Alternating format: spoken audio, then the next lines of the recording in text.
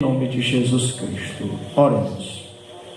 Senhor, nosso Deus e nosso Pai, grande é a alegria, grande é o gozo de estarmos aqui nesta noite de quarta-feira, neste culto da vitória, celebrando o Teu nome, em meio aos hinos, as orações, as saudações, as celebrações que fazemos em missão ao único Deus dessa terra. Chegamos finalmente, Pai, na palavra da vitória, na palavra a qual Tu é Deus para manifestar o Teu poder, a Tua majestade sobre as nossas vidas, a Tua soberana vontade sobre aquilo, Pai, que Tu deseja, aquilo que Tu espera que venha de nós como frutos da nossa fé e da salvação por Cristo Jesus, movidos pelo Espírito Santo de Deus.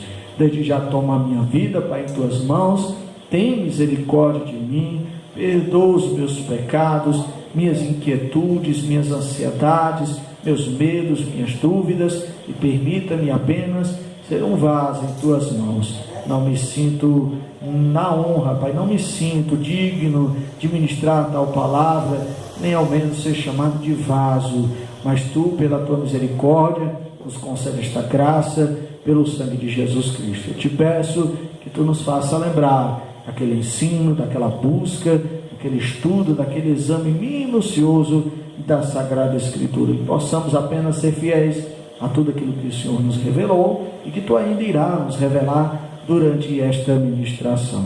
Estamos aqui, Pai, a Tua igreja, o Teu povo, ainda peregrinando nessa terra, resistindo ao diabo, fugindo das suas tentações e glorificando o Teu nome em todas as oportunidades. Permita-nos então, ainda nesta palavra, aprender mais de Ti, conhecer ainda mais o que Tu, Pai, tens para a Tua igreja, em nome de Jesus. No demais das coisas, permita-nos fazer tudo isso com a paz de Deus, celebrando ao Senhor, com ações de graças, nossos louvores, nossos clamores a Ti, e permitindo-nos passar em paz ante a toda esta ministração, onde cremos que os Teus anjos estão acampados ao redor desta congregação e deste templo, em nome de Jesus. Tudo seja para a Tua honra e para a Tua glória, e somente a trombeta do Senhor, o Espírito Santo em soberania, para poder interromper esta ministração e este culto ao Senhor. Cremos também que no final desta palavra teremos a plena certeza que o Deus da vitória falou aos nossos corações, e tudo isso concordamos, oramos, cremos, já Te agradecemos por tudo pela fé, e é em Cristo Jesus, amém. Amém, igreja? Vamos dar início então a palavra da vitória, vamos celebrar a Deus em nome de Jesus Cristo, com a sua revelação pelo Espírito Santo do Senhor nosso Deus, e continuamos naquela mensagem que Deus nos confiou já há algumas semanas, em nome de Jesus Cristo, para a glória do nome de nosso Senhor.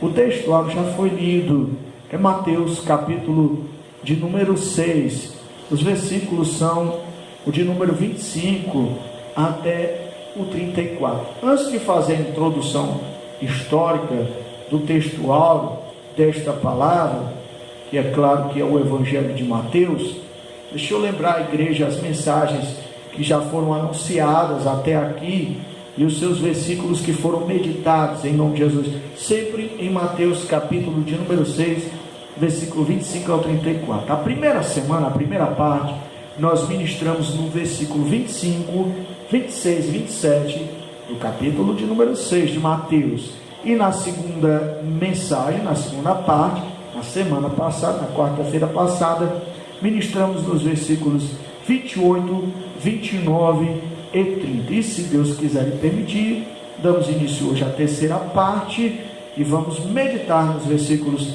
31, 32 e 33. Ou seja, ainda teremos uma nova mensagem quanto a este mesmo título, este mesmo tema, para a glória de Jesus. Mas vamos falar um pouquinho da introdução histórica. Nunca é demais repetir, nunca é demais recapitular. Isso é didático para a igreja, é um exercício para a nossa mente, para o nosso coração e para a nossa alma. O curioso, igreja, é que nós estamos na leitura diária da Bíblia Sagrada, e nós nos encontramos nesses dias os livros de Reis. A igreja tem conhecimento que a gente sempre traz as saudações em nome de Jesus, e eu e você temos notado como era conturbado o reino de Israel nesse sentido, quando vamos chamar assim, a passagem dos reinos, ou das dinastias, em nome de Jesus, melhor falando, em nome de Jesus, sempre havia complicações, havia conspirações, havia coisas que eram realmente horríveis até de se comentar, como foi o caso, a gente sempre comenta de Davi, que quase perdeu o seu trono para o seu filho, que teve a audácia de não somente se levantar contra o pai, mas tomar até as próprias concubinas, o palácio, enfim. Houve também o caso do filho de Salomão, Roboão, que por causa de uma decisão influenciada por amigos de sua prole ali, acabou, em nome de Jesus, dividindo o reino por causa da sua decisão. E se a gente for relatar os capítulos entre os livros de Reis e Crônicas, nós vamos ver que tudo isso teve muita conturbação, pais matando filhos, filhos matando pais. Então note que ser rei em Israel não era para qualquer um, e a sucessão do trono era sempre algo turbulento.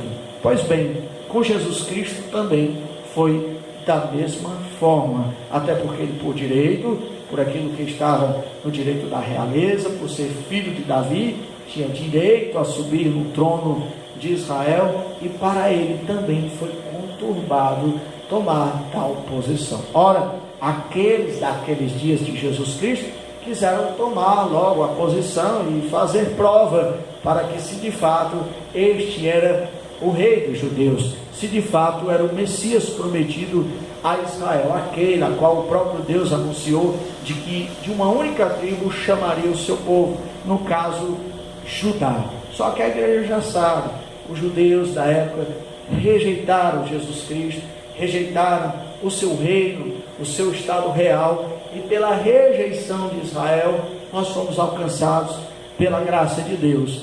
Não é à toa que entre atos milagrosos da parte de Jesus Cristo, em algumas versões bíblicas, estão alguns gentílicos, como os magos que foram visitar Jesus Cristo quando ainda era bebê, como também aquele centurião que conseguiu aquela graça para o seu filho, em nome de Jesus Cristo, assim também, ou melhor falando, para o seu servo. Temos também aquela mulher cananeia, se eu não me engano, se não me falha a memória, ante a sua filha endemoniada. Muitos gentílicos tiveram a prova disso que experimentamos hoje, pela rejeição dos judeus ante a graça de nosso Senhor, o nosso Senhor Jesus Cristo. Portanto, o livro de Mateus, o Evangelho de Mateus, ele é puramente judaico, porque o autor teve este cuidado realmente para convencer o povo de que Jesus Cristo era o Messias. E todo o texto, contexto desta palavra está sobre costumes judaicos, menções das escrituras hebraicas, dos textos antigos, do Antigo Testamento. Não é à toa que o primeiro capítulo começa com a genealogia desde Abraão até Davi, para provar que Jesus Cristo estava em meio àquela dinastia, em nome de Jesus, estava estabelecido o seu trono. E assim também o autor faz algumas menções de algumas situações que ocorreram ante ao ministério de Jesus, daqueles que estavam à sua volta, de alguns costumes judaicos, como por exemplo o estado da pureza, o ato de lavar as mãos antes de comer, onde o autor não explica o porquê, simplesmente o porquê sobre um ato religioso. Então isso conota de que ele estava direcionando de fato este livro para o povo judeu. Mas Deus, na sua soberania, Deus, na sua onisciência e presciência, também impeliu pelo Espírito Santo o autor a escrever para a igreja, pois é neste evangelho que há as maiores menções sobre a eclésia da igreja, sobre o seu ide, sobre a proclamação do evangelho a todas as nações, em nome de Jesus. E nisto tudo sabemos que, de fato, como já foi dito nas vezes anteriores, que os textos não trazem a menção do seu autor, mas a história, as deixas, ante a maneira como o autor vê o mundo naquela época, deixa dicas bem importantes e bem suscetíveis à pessoa de Mateus, o cobrador de impostos, antes, claro, de andar com o Senhor Jesus Cristo. Também relatamos nas semanas anteriores que o Evangelho de Mateus é o Evangelho que mais fala de dinheiro. Então, por isso também há essa confirmação de ser Mateus, assim também como há passagens que conotam um pleno conhecimento da geografia do lugar, da Palestina, de Cafarnaum, em nome de Jesus Cristo, entre outras regiões ali onde ele esteve com Jesus Cristo e os seus discípulos, para a glória de Deus. E é tanto que esse livro, este evangelho, ele foi tão direcionado pelo autor para os judeus, que ele fala mais de reino de Deus e reino dos céus do que também os outros evangelhos. Se eu não me engano, eu falei isso também na semana passada, 34 vezes é mencionado reino dos céus e 5 vezes reino de Deus. Então note a preocupação, o anseio, a angústia que este homem estava de tentar provar de que realmente Jesus Cristo era filho de Davi. Jesus Cristo tinha direito a ser rei naqueles dias, em nome de Jesus. Amém? No decorrer das mensagens, com certeza Deus vai nos ensinando mais e mais e vai nos permitindo, trazendo alguns conhecimentos para a congregação. Então a Igreja do Senhor é a terceira parte de uma única mensagem, e o tema da mensagem é apenas o necessário. A igreja deve estar lembrando das mensagens anteriores, dos textos que nós meditamos, e o título a qual este tema está levando, apenas o necessário. Eu me lembro que na primeira introdução a gente conotou aqui o estado do precisa-se. Nós trouxemos uma alusão aos noticiários, aos classificados, aos jornais. Precisa-se. Na outra introdução, na segunda mensagem, nós falamos também sobre o ato do precisa-se, mas também do anúncio, da proclamação do que é necessário e do que precisa-se no reino de Deus. Hoje nós vamos ainda estar nesse mesmo sentimento, mas quando Deus fala aquilo que é necessário para nós, como nós discernimos isto falando sobre medidas, tamanhos, pesos, entre outras coisas, em nome de Jesus? Qual é a medida de Deus para as nossas vidas?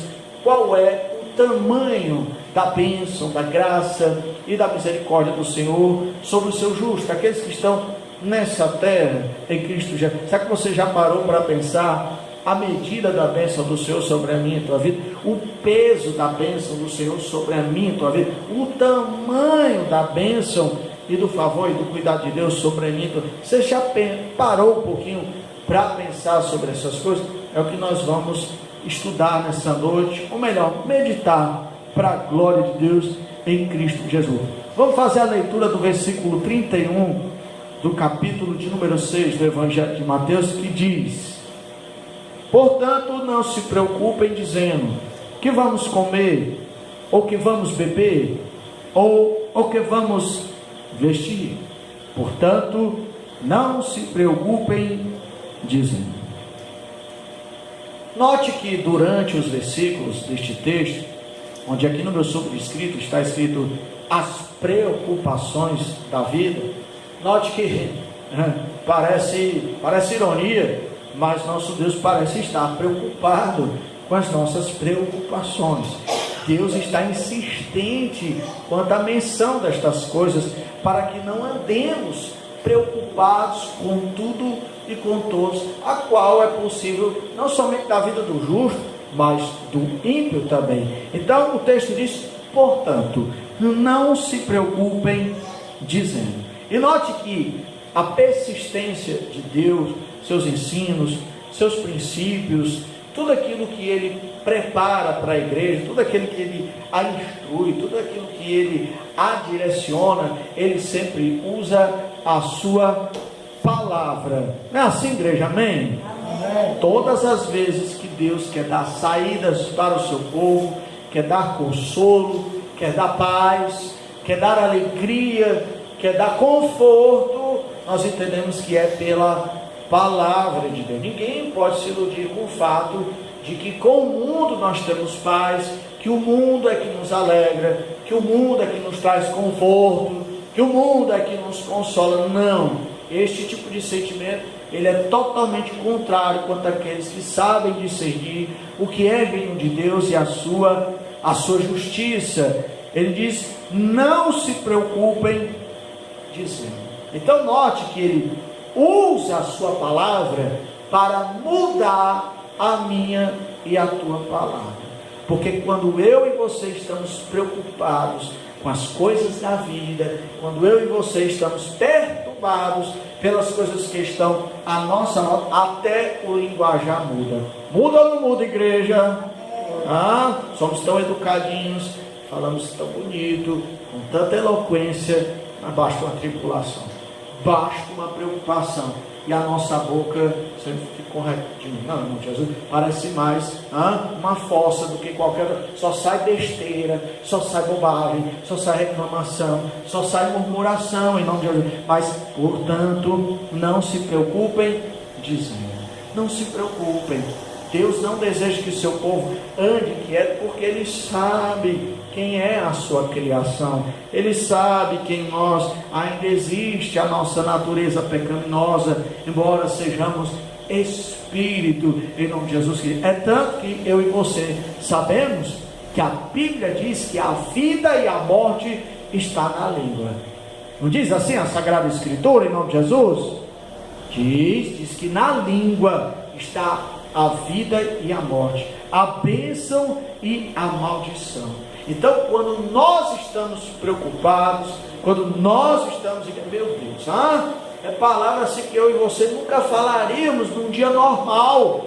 É só você lembrar de um dia de angústia, um dia de preocupação, num dia que você se atribulou com a noite, você se precipitou, eu me precipitei. O que saiu de bobagens da nossa boca não se coloca na agenda, em nome de Jesus. E esse é o desejo de Deus. Ele quer mudar a maneira do nosso comportamento na terra, para conotar um verdadeiro cristianismo, para podermos sermos separados daquilo que é impiedade e daquilo que é justiça. Portanto, não se preocupem dizendo. Então note, às vezes a gente pensa, e claro que Deus cuida de nós, é claro, os textos deixam claro, mas Deus cuida daquilo que dá vida, que é a nossa boca, a nossa língua, que na maioria das vezes sobra a boca para reclamar, sobra a boca para se queixar, sobra a boca para budejar, como diria outro no meu tempo, aí, quando criança, em nome de Jesus.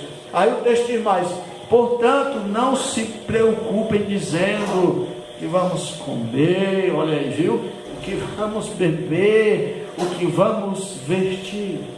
Jesus foi educado. Eu acho que Jesus ia usar as palavras que nós usamos quando estamos com raiva. A gente fala exatamente isso aqui quando estamos preocupados, quando estamos num ato de incredulidade, só que aí a gente enfeita, né, essas palavras, em vez de dizer que nós não temos o que comer, que vai passar fome, que a gente vai mendigar, que nós vamos morar debaixo da ponte, que não tem o que beber, e aí vem aquela reclamação, e não tem o que vestir, aí vem aquela murmuração, enfim, a gente adora a dificuldade, a gente parece que nós incrementamos a dificuldade, parece que o inimigo não faz força para que fiquemos atribulados. Nós mesmos nos encarregamos de adornar a tribulação, somos estilistas da tribulação, em nome de Jesus. Que vamos comer, o que vamos beber, que vamos vestir. E aí sabe o que eu vejo aqui? Querendo ou não, porque o foco também de Cristo foi nestas coisas, quanto ao confronto aos discípulos naqueles dias, a respeito dos bens materiais, em nome de Jesus, porque o mundo está andando, aliás sempre andou, né? Mas hoje com muita força, até em épocas de... Olha, eu fiquei assustado com uma notícia que eu ouvi, esse bem que para mim é favorável, né, que eu vendo algumas coisas, mas diz que o Brasil, mesmo em dias de crise, o único setor do Brasil que não está em crise é o setor dos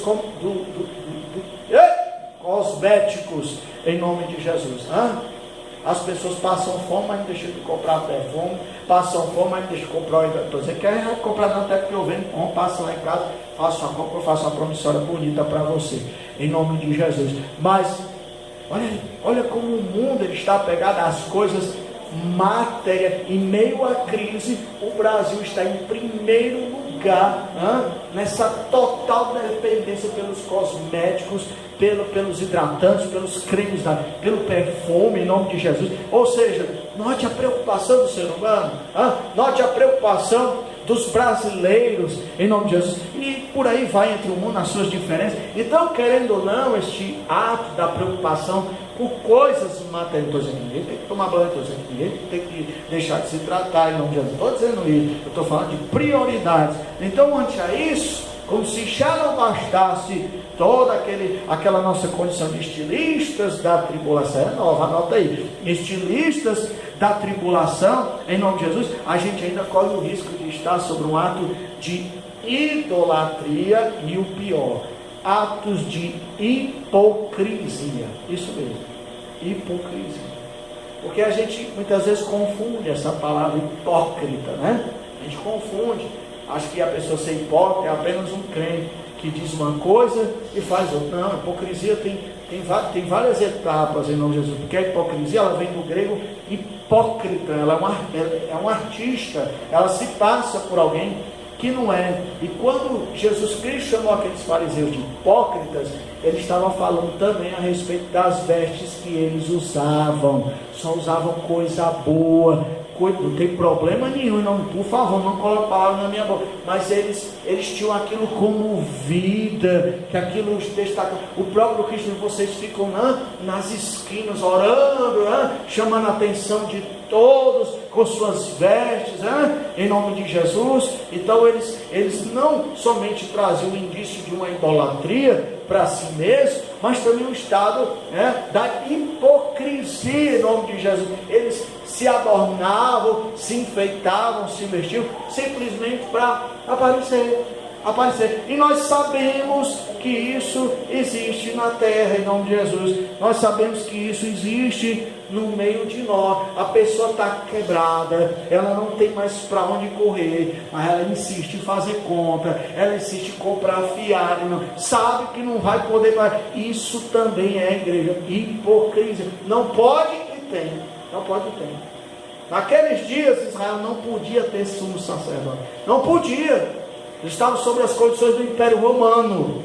Aí eles fizeram um tratado para que eles pudessem ter a prática religiosa deles e o Império Romano pudesse fazer o que quiser no meio deles. Então ali havia um acordo, farisaísmo, hipocrisia, em nome de Jesus. Vamos para o versículo de número 32.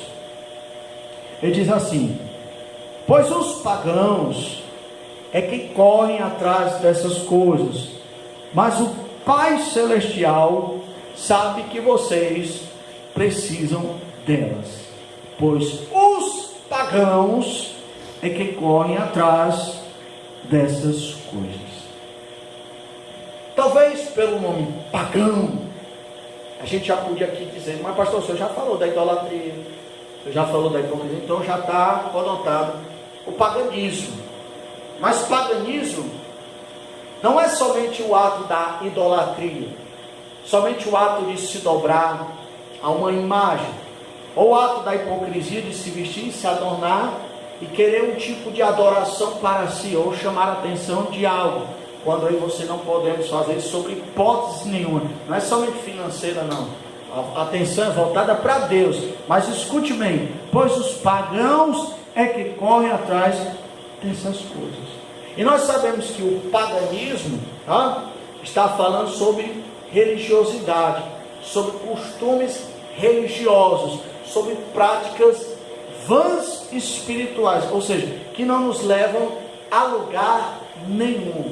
Então, se eu estou falando de paganismo e com este significado, com esse sentimento, eu estou falando também de quê? Eu estou falando de politeísmo. Alguém que é politeísta, ela adora muitos deuses, né? Assim, amém? Ela acredita em vários. Olha o que a preocupação faz.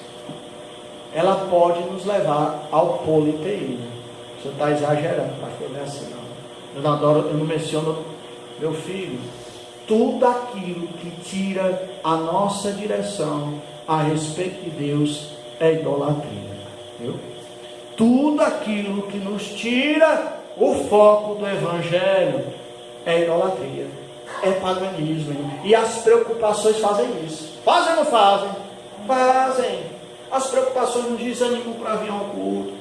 As preocupações nos desanimam para orar. As preocupações nos desanimam para evangelizar em nome de Jesus. As preocupações tiram o foco do reino de Deus e a sua justiça. E essa não é a medida que Deus quer para mim, para você. Esse não é o tamanho da bênção que Deus derramou sobre a igreja, sobre o peso que está sobre a igreja, o peso de glória que existe sobre este chamado, sobre o evangelho, sobre o ministério, pois os pagãos é que correm atrás dessas coisas. Olha para o ímpio. O ímpio, ele vai, hora dessa eu estava conversando com o obreiro, a gente organizando a casa de Deus, ele dizendo, olha, para a gente é muito cansativo, né? Porque como se já não bastasse o dia dos afazeres, nós entramos pela noite arrumando a igreja, temos que cultuar a Deus. Eu estou falando no estado racional, igreja. Temos que cultuar a Deus. Depois é que nós vamos para o nosso lado, aí nós jantamos e aí finalmente vamos dormir. Então não é brincadeira. Então nós estamos no cuidado das coisas de Deus. Mas aí os ímpios, os homens, eles têm todo aquele luxo. Para eles é difícil demais trabalhar certo, ficar até 5 horas da tarde. Eu estou morto. Aí ele vai sentar e só está pensando em conta.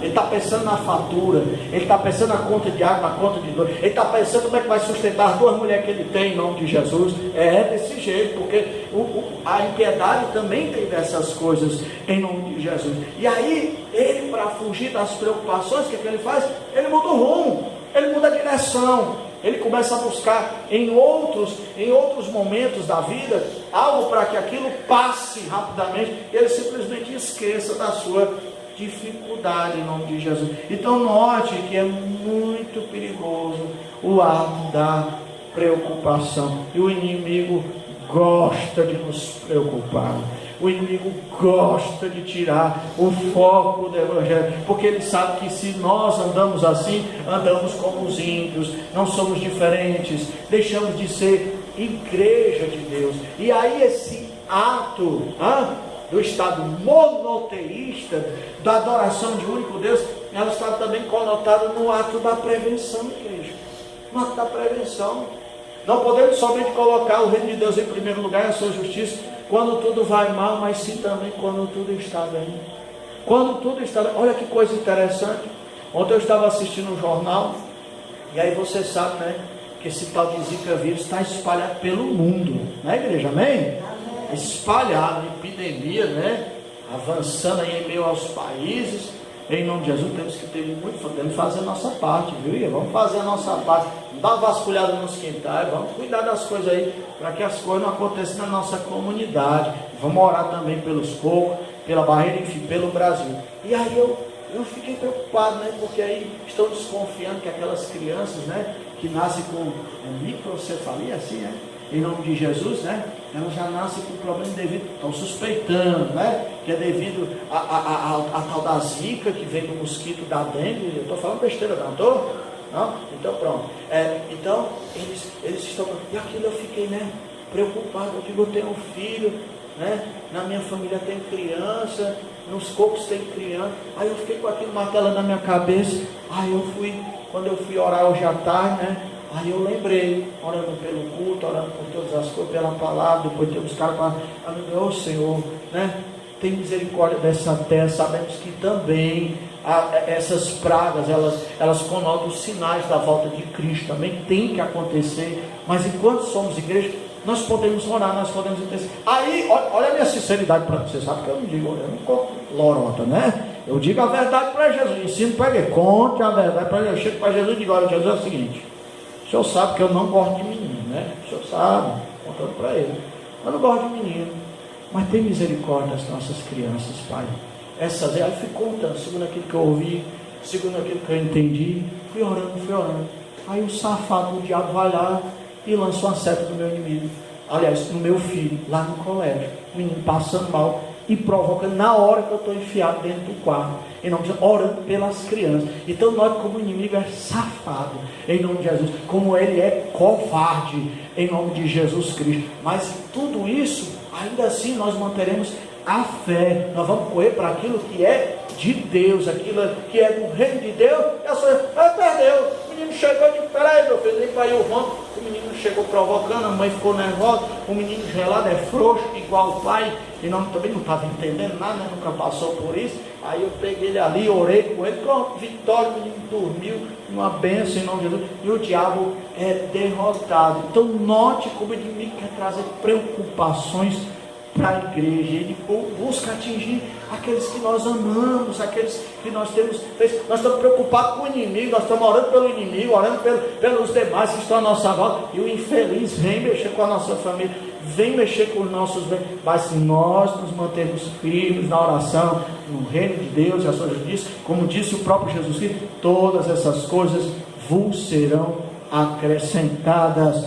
Aleluia. Inclusive quem trouxe meu filho para cá foi o filho de uma mãe, que eu sinceramente estou orando para eu não detestar mais ele, mas eu tenho uma ira por esse indivíduo, e foi ele que estava por lá e trouxe o meu filho. Então nesse momento eu estava orando também pela desgraça, e aí, foi ele que veio deixar meu filho, em nome de Jesus. Olha que coisa linda é o evangelho, né? Seja sincero, para não vai com negócio de lorota não, viu? Não, tu não sai nem do lugar. Então vamos lá. Os pagãos é quem corre atrás dessas coisas, mas o Pai Celestial sabe que vocês precisam delas. Mas o Pai Celestial sabe que vocês precisam delas. Ora, se o nosso Deus, igreja, quando nos criou, quando Ele criou a humanidade, Ele o fez à imagem de Deus.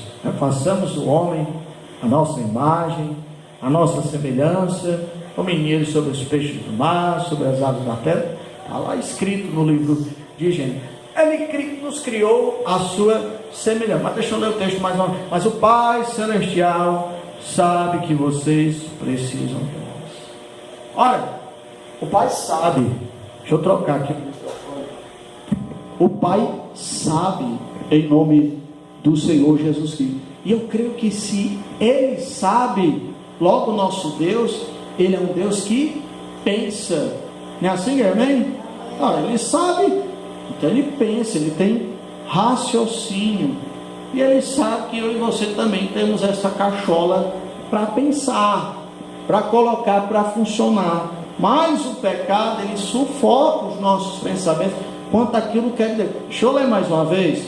Mas o Pai Celestial sabe que vocês precisam delas. Então, como Deus nos fez a sua semelhança, e Ele sabe que nós somos seres que pensamos, temos intelecto, em nome do Senhor Jesus Cristo, para a glória do seu nome, logo Deus não quer ver o seu povo com amnésia. Deus não quer ver o seu povo em meio ao esquecimento, em nome de Jesus. É tanto que Ele diz assim, mas o Pai Celestial sabe. O Pai Celestial sabe. Olha, se Ele é celestial, e se eu sou a sua imagem, a sua semelhança, se eu penso, ou pelo menos me esforço, para pensar como Ele pensa, em nome de Jesus, mortificando a carne, vivificando o Espírito através das orações, em nome de Jesus. Então, se eu sou, se eu pertenço a esse Deus celestial, se você pertence a esse Pai Celestial, olha a segurança que tem, porque a palavra celestial é aquilo que é do céu, aquilo que é divino, e olha que coisa linda, aquilo que é delicioso, é divino, é maravilhoso, em nome de Jesus. E note que na preocupação não existe nada disso. Eu nunca vi ninguém dizer assim, mas que preocupação divina, pastor. Mas que preocupação deliciosa. Mas que preocupação excelente. Não existe isso no meio da preocupação. Então note a maneira como o inimigo quer deturpar os nossos, quer nos enganar, Mas a gente pensa que é tão pouco que Deus nos dá. Estamos falando de medida, estamos falando daquilo que é necessário, achamos que é tão pouco, ou que estamos fazendo tão pouco para Deus, e a sua medida é exata, o peso é excelente diante da sua onipotência, em nome de Jesus. Vamos para o versículo de número 33, estou quase encerrando, em nome de Jesus. O texto diz assim: busquem, pois, em primeiro lugar o reino de Deus e a sua justiça, e todas essas coisas lhe serão acrescentadas. Busquem, pois, em primeiro lugar o reino de Deus. Nós já falamos isso em outras ministrações. Eu sei que muitos podem até discordar conosco em nome de Jesus a respeito de tal afirmação e conjectura, ou afirmação, melhor falando, em nome de Jesus. Mas quando eu vejo a palavra aqui, reino de Deus, eu não consigo pensar em outra coisa senão a igreja. Eu não consigo pensar algo que possa se comparar aqui na terra sobre o reino de Deus, senão a igreja, onde 2, 3 ou mais estiverem reunidos em meu nome, ali eu me farei presente, assim disse o Senhor Jesus Cristo. Busquem, pois, em primeiro lugar o reino de Deus. Então, o que nós aprendemos com isso? Você gosta de se preocupar? Ou você ainda é frágil nessa área da sua vida, com os cuidados da vida? Você ainda é sufocado pelas coisas do mundo? Então vem se preocupar na igreja, vem quebrar a cabeça na igreja, no lugar de oração, no lugar de adoração. Perceba eu e você preocupados em casa. Meu Deus, ninguém dorme, ninguém come, eu como demais. Eu como demais quando eu estou preocupado. Não é negócio que faz não tem comigo não, eu faço é comer ainda mais. Em nome de Jesus, eu sou totalmente o contrário, do avesso. Aí preocupado, aí uns não dormem, aí outros já dormem demais. Eu sou tudo ao contrário, eu já durmo demais. Se eu estiver preocupado, eu quero fugir, né? Da dificuldade até eu fico dormindo até dizer chega. Não, quando você vê o pai, o pastor está dormindo, está preocupado demais. Não, é quando as 4 cedo aí, o homem está despreocupado, né? Tá bem ele. Em nome de Jesus. Busquem, pois, em primeiro lugar o reino de Deus. Então, é na igreja que devemos estar, com todo aquele cuidado, a menção dos nossos problemas. É por isso que durante os louvores, os clamores, a palavra, nós insistimos com ele: lança para Deus, lança para Jesus, não vai para casa com isso não. Eu não estou dizendo a verdade, amém?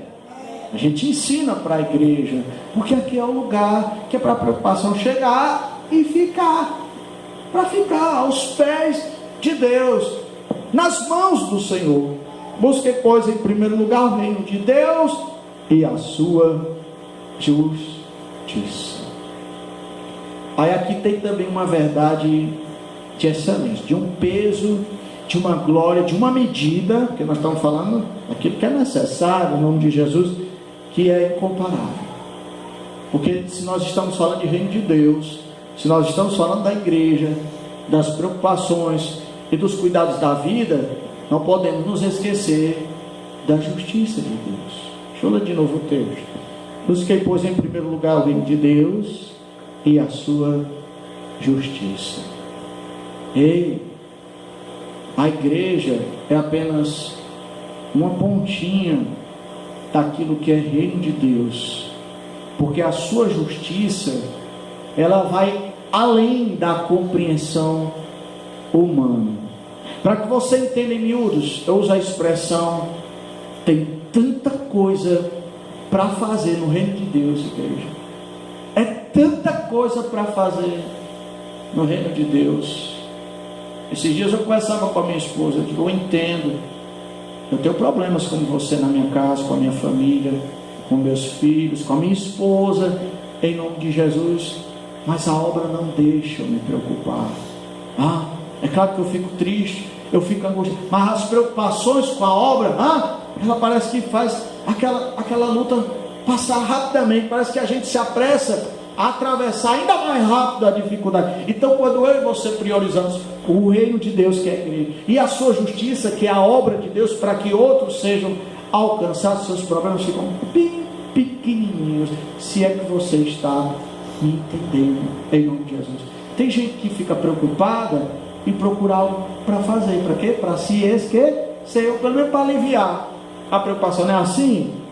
O cristão tem que ser na igreja e na obra de Deus, ocupar os espaços vazios.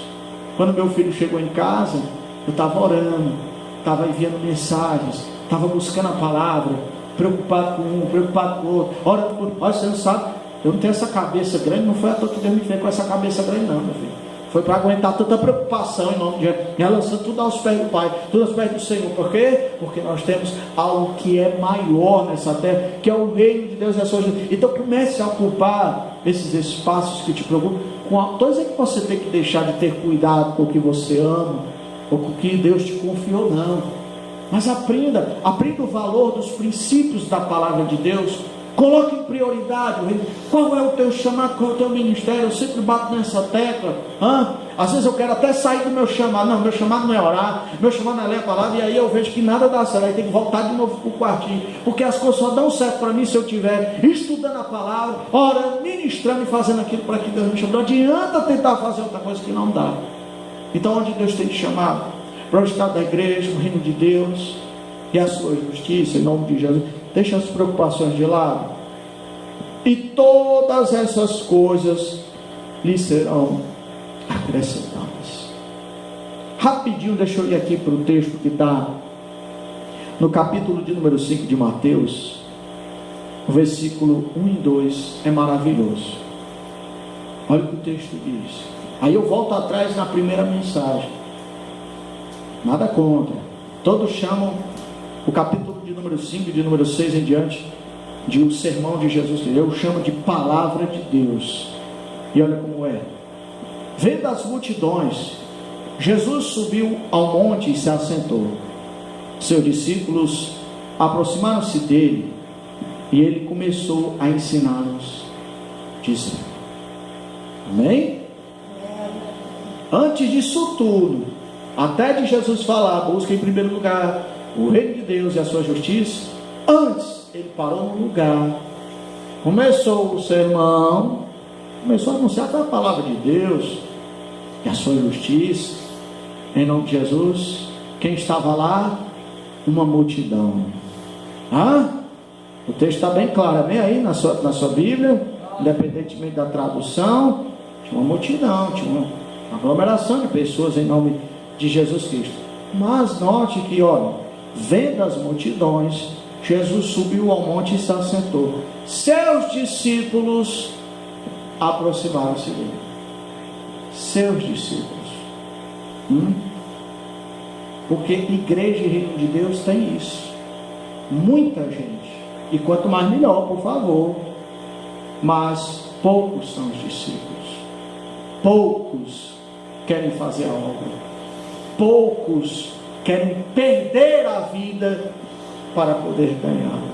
Os discípulos abandonaram tudo, igreja. Eles estavam ajudando o Pai, Pedro e seus irmãos. Jesus segue, eles largaram tudo e foi. Não se despediu nem do coitado. Talvez falar depois, não sei, os textos não trazem, mas eles largaram tudo. Mateus era rico, culto, debaixo das asas do império, preferiu as asas de Deus, preferiu buscar o reino de Deus e a sua justiça, porque todas as outras coisas por certo foram acrescentadas hoje e ainda o serão na eternidade. Então, perceba e veja, igreja, reino de Deus, multidões, muita gente, poucos são os discípulos, muito poucos, mas em todas essas coisas lhe serão acrescentadas. Agora, perceba, para encerrar, vou encerrar de fato, que quando estava Jesus naquele monte, quando ele viu as multidões, então ele viu também os discípulos, amém? Jesus não era vesgo, eu pelo menos ainda não vi nenhum texto bíblico dizendo, se fosse também eu adorava de todo jeito, em nome de Jesus. Mas eu nunca vi um texto que dizia que ele era velho, eu tinha problema de miopia, né? Amém? A gente sempre pede socorro aos universitários. Ele não tinha qualquer problema de visão. Então ele viu as multidões e chamou. Bora, os discípulos vieram também, eles entenderam o chamado. Aí eu fico pensando naquela multidão, uns conversavam, outros ficavam, que hora ele vai multiplicar os pães, hein? que hora ele vai me curar, hein? Olha aí, viu? Ei, que hora ele vai multiplicar os pés? Estou com uma fome. Que hora ele vai fazer um milagre? Mas Jesus tinha ali a sua palavra, porque isso basta. Buscar em primeiro lugar o reino de Deus e a sua justiça. E diante disso, aquela multidão, os discípulos escolheram ouvir a palavra. Eu não posso falar dos demais, porque a Bíblia não fala, mas a Bíblia diz que os seus discípulos aproximaram-se dele. E aí o texto diz que ele passou assim a ensiná-los. Eu creio que pouquíssimas pessoas ouviram aquela palavra naquele dia, em nome de Jesus. Talvez muitos precisavam de uma cura e bastava uma palavra. Talvez muitos ali precisavam de uma provisão financeira, bastava uma palavra. Não? Às vezes você não precisa nem que ninguém bata na sua porta para te socorrer. Você está precisando apenas de uma palavra. É a medida para mim a tua vida. Às vezes uma palavra. Às vezes eu estou angustiado no meu coração, Senhor, que angústia, que tristeza, eu queria tanto que fosse assim, Aí Deus vai lá e fala: você precisa da minha palavra. Buscar em primeiro lugar o reino de Deus e a sua justiça, e todas as outras coisas, ou essas coisas, lhe serão acrescentadas. Sabe o que você precisa? De palavra de Deus. Acreditar, tomar posse da mesma, ser discípulo de Jesus, viver para a glória dele. Isso está no campo da decisão. Foram os discípulos que foram até Jesus. Jesus chamou todos. Jesus chama todos, igreja. Isso aqui também pode servir de simbologia para o mundo. Jesus chama os homens para a salvação, mas poucos dizem sim. Poucos dizem sim para a glória de Deus, para o Rei. As pessoas estão em casa neste inverno maravilhoso, aconchegados em seus lares, e acham que estão no melhor lugar do mundo, em nome de Jesus, e não estão, porque essas coisas jazem do maligno.